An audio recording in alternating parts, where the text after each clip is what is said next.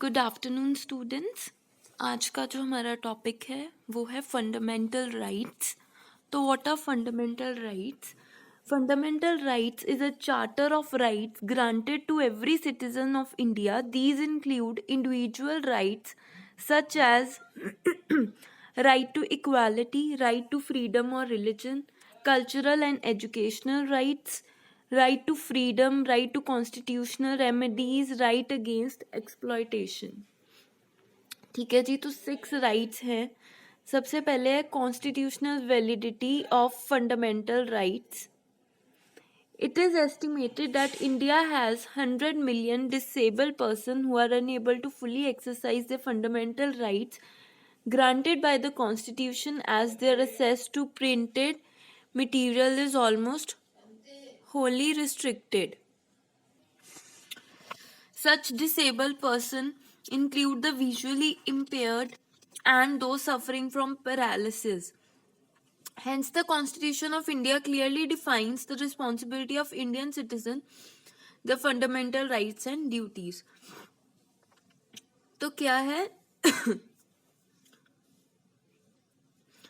Fundamental rights जो है हमें 6 दिए गए हैं. इनको अब हम आगे डिटेल में करेंगे. First is right to equality. The right to equality is one of the 6 rights that have been granted to us. It includes prohibition of discrimination on grounds of religion, race, caste, sex, place of birth, or any of them. There shall be equality of opportunity for all citizens in matters relating to employment or appointment to any office under the state. Every person has access to all public places, including playgrounds, hotels, shops, etc. इसका मतलब ये है कि ये एक तो ये बहुत ही इम्पॉर्टेंट हैं सारे फंडामेंटल राइट्स. ठीक है, तो राइट इक्वालिटी 6 राइट्स में से एक राइट है. इसका मतलब ये है कि हमें किसी भी इंसान के साथ भेदभाव नहीं करना है उसके रिलीजन के बेस पे, उसकी कास्ट के बेस पे, अगर वो लड़का है या लड़की है, उसका बर्थ कहाँ पे हुआ है, या इनमें से कोई भी एक. सारे सिटीजन्स को इक्वल अपॉर्चुनिटी मिलनी चाहिए जॉब के लिए या कहीं भी अपॉइंटमेंट के लिए. सारे लोग जो हैं वो इक्वली किसी भी पब्लिक प्लेस पे जा सकते हैं. ठीक है, किसी होटल, प्लेग्राउंड या कहीं भी. तो इट मीन्स कि सबको इक्वली रखना है लॉ के सामने. Means that all persons shall be equally protected by the law of the country. Next is right to freedom of religion. Right of freedom of religion in India is a fundamental right granted by the country's constitution. It supports the freedom of an individual or community in a public or private. Freedom of religion is considered by many people and nations to be. तो इसमें क्या है कि ये हमें ये बताता है कि इंडिविजुअली हम कोई भी रिलीजन जो है उसको फॉलो कर सकते हैं. ये हमारी खुद की मर्जी है. A fundamental human right in a country with a state religion freedom or religion is generally considered to mean that the government permits religious practices of other sects behind the state religion and does not persecute believers in other faith. इसका मतलब है कि चाहे कोई state religion भी है but वहाँ पे बाकी के सारे रिलीजन्स भी ट्राई कर सकते हैं, जैसे सिख, हिंदू, मुस्लिम, पारसी हर एक तरह के रिलीजन्स वहाँ पे होंगे. Next is cultural and educational rights. The cultural and educational rights allow every citizen of India to have a cultural and education up to where that person wants. Any section of the citizen residing in the territory of India or any part of having a distinct language, script or culture of its own shall have the right to conserve the right. No citizen shall be denied admission into any educational institution maintained by the state or received aid out of state funds on ground only of religion, race, caste, language or any of them. इसका मतलब ये है कि कोई भी इंसान किसी भी इंस्टीट्यूट में पढ़ सकता है, उसके ऊपर कोई भेदभाव नहीं होगा उसके रिलीजन, कास्ट के ऊपर लेके, ठीक है जी। और है कि कोई भी डिस्टिंक्ट लैंग्वेज में पढ़ सकता है, कोई भी जो वो पढ़ना चाहता है वो पढ़ सकता है। Next is minority educational institution can claim aid from the state. However, in accepting aid, they agree to follow government regulation regarding curriculum, the qualification of teacher, labor practices, etc. They also have to then reserve a portion of their seats for people from all communities. तो अगर कोई institute है वो add जो है वो state government से लेता है, तो वो उसको उनके अकॉर्डिंग अपना करिकुलम सेट करना पड़ता है, उनके अकॉर्डिंग वही टीचर्स रखने हैं जिनका क्वालिफिकेशन स्टेट गवर्नमेंट के अकॉर्डिंग है, उनकी लेबर प्रैक्टिसेस, हर एक चीज़, और उन्हें हर एक पोर्शन, थोड़ा थोड़ा portion different different minority communities के लिए भी रखना पड़ता है। Next is right to freedom. The right to freedom is one of the most important fundamental rights that have been granted to us by the founders of Indian Constitution. This includes right to freedom of speech, right to move freely, right to practice any profession, occupation or business. तो right to freedom में क्या आएगा? Freedom of speech. हम जो चाहे वो हम बोल सकते हैं, बट किसी के सेंटिमेंट्स को हर्ट नहीं करना, और नेशनल जो हमारे नेशनल एनिमल्स हैं, प्लांट्स हैं, उनके बारे में गलत नहीं बोलना। राइट टू मूव फ्रीली, हम कहीं भी इंडिया में कहीं भी घूम सकते हैं। Right to practice any profession, occupation, अपनी मर्जी का कोई भी ऑक्यूपेशन या प्रोफेशन ले सकते हैं, बट वो लीगल होना चाहिए। This right allows every citizen of India to be free from the ancient form of slavery. This means that no person or group of people can claim special privileges. If the circumstances are equal, the law will treat them equally.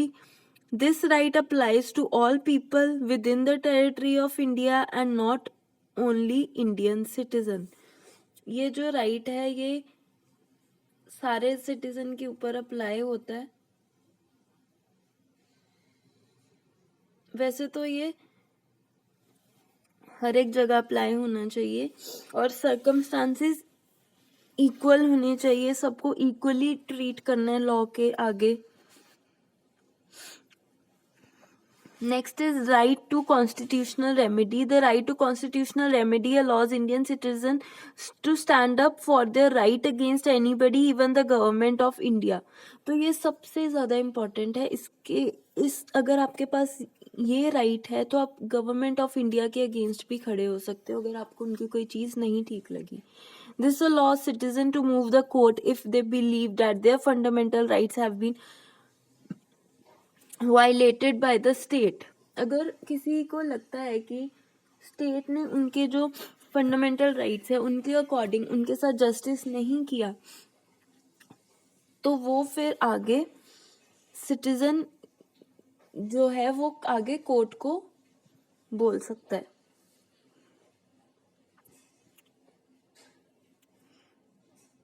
In case of imprisonment, the citizen can ask the court to see if it is according to the provision of the law of the country. If the court finds that it is not, the person will have to be freed. ठीक है.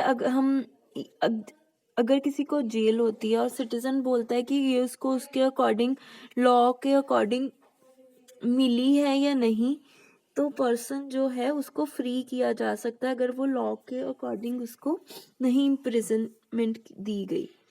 This procedure of asking the courts to preserve or safeguard the citizen fundamental right can be done in various ways. When a national or state emergency is declared, this right is suspended by the central government. इस right को कब suspend किया जाता है या खत्म किया जाता है? जब कोई स्टेट इमरजेंसी हो या नेशनल इमरजेंसी हो. Right against exploitation. The right against exploitation allow Indian citizen to stand up against any kind of exploitation that she might be going through. The constitution prohibits human trafficking, forced labor and children working under 14 years of age. तो हम किसी को भी exploit नहीं कर सकते. अगर वो किसी भी प्रॉब्लम के थ्रू जा रहा है तो वो सीधा आगे अपने फंडामेंटल राइट्स को प्रैक्टिस कर सकता है. The constitution prohibits human trafficking नहीं अलाउड, फोर्स लेबर नहीं अलाउड, चाइल्ड लेबर नहीं allowed. Traffic in human being means forcing people into slavery, servitude and forcing women, children and crippled person into immoral activities. मतलब गलत कामों में उनको involve करना. ठीक है.